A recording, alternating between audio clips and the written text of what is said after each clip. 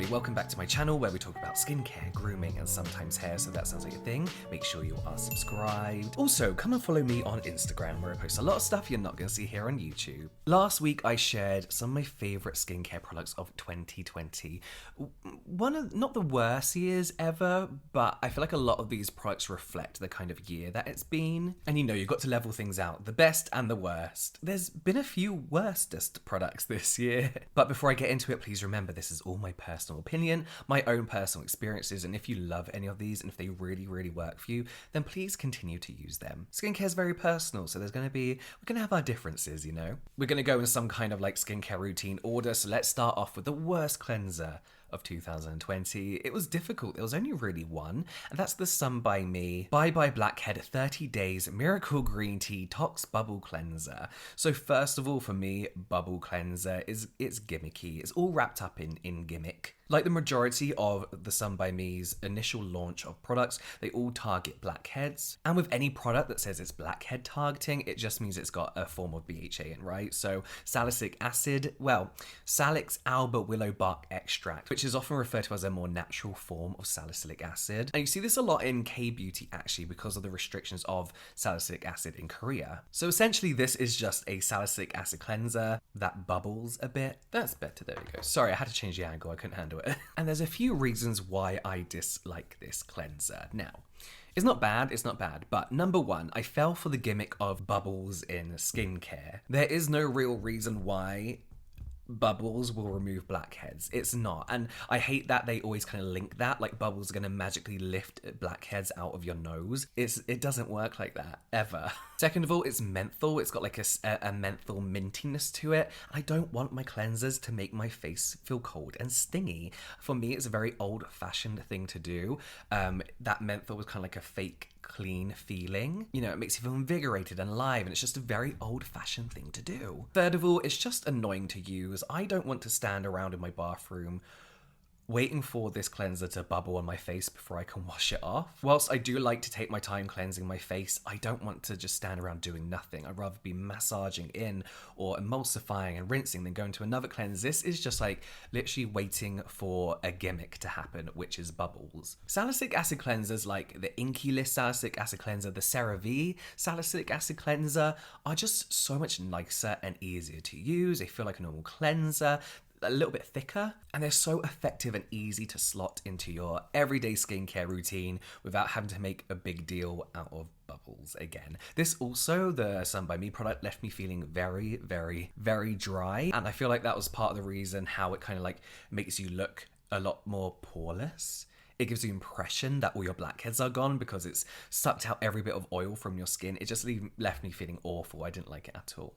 I know a lot of people who love this though. The worst exfoliant of 2020, in my personal opinion, was the Wishful Yo Glow Enzyme Scrub. Speaking of leaving me dry, this left me dry as hell. I remember for the first time in a long time after using this product, I was like stretching my face, like trying to feel some kind of like stretch back in my skin because I felt like this had taken everything out of me. I do have a dedicated review on this product because it was very, very much requested. An iconic beauty influencer, one of the originals, launches their own skincare line. It's a big deal. But I feel like this isn't for people who are into skincare. This is obviously for a much younger audience. And it kind of like, it works for that, but for people who are actually into skincare, I feel like the whole brand is a bit of a no-go. So this is essentially a peeling gel, a gommage exfoliator, and it's nothing new. And this particular product particularly, I feel like comes with a lot of gimmicks. So along with all the insane amount of fragrance in here, superficial ingredients kind of make it feel fruity and fun, to the brand saying that the peeling bits was actually dead skin. This product just didn't do anything for me. The hype behind it, the build up to it, the demonstration videos by the brand just, you know, it's not massively reassuring when the owner of the brand doesn't know how the product's working, saying that there is literally dead skin peeling off their face when that's not what that is at all. It's not massively reassuring. It's a good peeling gel, but it's just got too much going on for me. As I mentioned, it's got a lot of fragrance in. I don't mind fragrance in a lot of skincare, but this fragrance almost like stained my skin. You would smell it for days after. I remember I used this once I didn't use it for a week after, and I thought I'd give it another go and disliked it just as much. But the smell stuck around for days. I remember using it one evening and getting into bed and actually having to get up and wash my face because I couldn't have this smell. It was keeping me awake. It was too strong. It was so pungent. And when you're using other fragrance products, it just didn't play well with anything else. It just absolutely took over. I'm a little bit unimpressed by this brand as a whole, to be honest with you, and I did mention this in my review video that what this brand is doing is releasing rehashed versions of iconic Korean and Japanese beauty products that have been around for decades and kind of presenting them as if they've come up with this amazing new skincare thing that no one's ever heard of before. And even though they haven't said that as a brand, that's the impression they're giving off to me. So the peeling gel, the chin lift sculpting sheet mask, the cleansing balm, jelly moisturizer, none of this is new. These are all things that have been around for a long time, and of course, like, own brands are going to come out with their own versions of iconic favorites, and cleansing balms are everywhere now, and they have been for a long time. It's things like the Chin Lift sculpting sheet mask and the jelly moisturizer. It's taking things that K-beauty and J-beauty has made popular or invented, then kind of like presenting it as this new fangled thing that they spent a long time thinking about when it's not really, and it pisses me off a little bit. The majority of the products are packed with essential oils as well and gimmicky extracts that I think for a younger demographic, as I said, makes sense. Her target audience is not a 31-year-old man who still buys toys, I'm actually going to skip the toner because there's not a toner that I disliked completely this year, so I'm just going to skip that out and I'm going to go straight onto the serum. This is the Ordinary Vitamin C Suspension, 30% in silicone. I just do not feel like this product is necessary at all for any reason whatsoever. From what I gather, looking at dermatologists and chemists and skincare experts, vitamin C is most effective between 10 and 20%. There's no reason to go up to 30%. There was this whole thing this year of the higher percentage, the better. Not really. Like, for example, why do we need 100% niacinamide when 5% works very, very well? In most cases, the higher percentage you're using doesn't necessarily equate to better results. This is also a waterless formulation, so that helps the vitamin C stay stable. But in the Ordinary's own words, this means that the L-ascorbic acid powder that's in this product, you're getting the most direct exposure of extremely high concentrations of vitamin C topically. This stings like shit. I've never used anything that stung my face as bad as this. On their own website, they say that this will give you a very strong tingle, but it's not irritating. This irritated my skin like crazy, even on places where my skin's usually very, very good at experiencing new and higher percentages of actives, like my forehead, under my chin here. It was not having it at all. This also applies horribly on the skin. It's like trying to rub Play-Doh into your skin.